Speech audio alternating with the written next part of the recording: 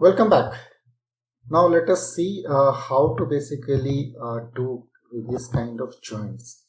If you recollect, we had done the similar kind of join in Panda as well.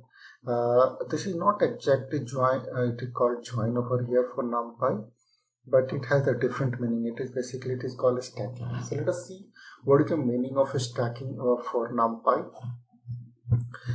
Here we have created two temporary NumPy array, and whenever you say the NumPy append, let us see what does it do. So whenever you say the NumPy append, basically it does one after another. It is a kind of column bind.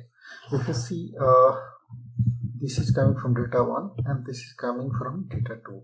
So it is just a kind of column appending. So it is a simple append. Each stack is a horizontal stack. It means keeping one above another. So let's see how does it looks like. So it should keep the 1 1 and 2 2 in the first row, and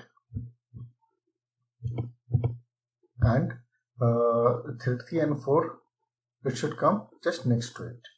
So in case of vertical stack and this one, let us see how does it look like.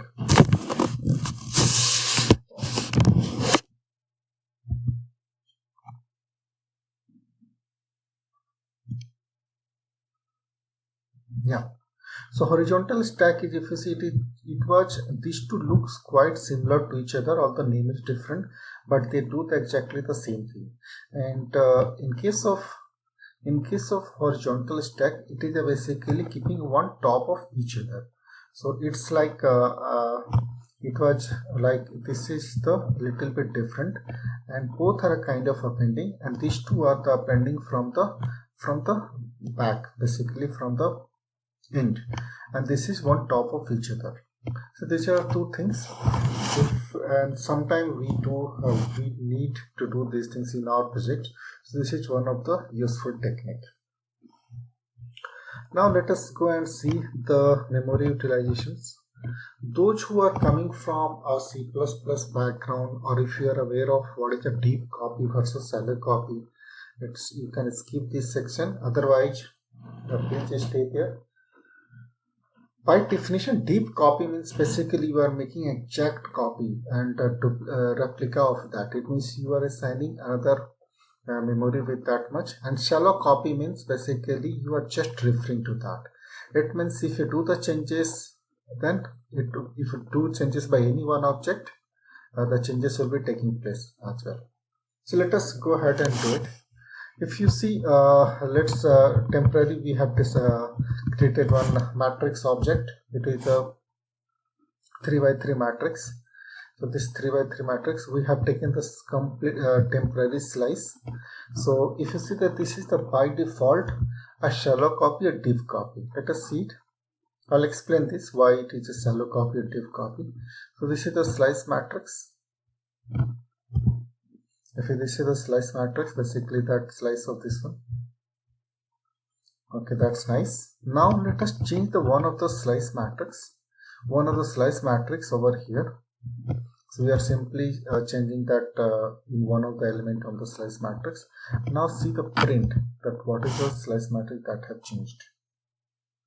It has changed. If you see that, yes, it has changed this piece, the very first element. And now I also see the original matrix. Let us see the original matrix. If you see that the original matrix has also been changed, we have changed the slice one. So this is called this is the way whenever you make the copy, this is called the shallow copy. It means it has not made the completely different object.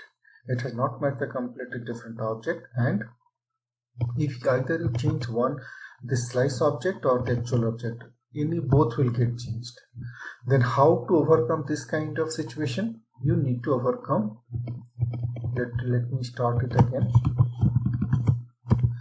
And you should do, this is the actually right way to copy. This is the right way to copy. This, when you do this, then you are making a basically deep copy. Deep copy means exact copy of the data. So it is a different copy altogether. So if you see now, let us do this change and print the slice one. So its slice will definitely get changed, but this time the original one should not be changed. But see, the original one is as it is.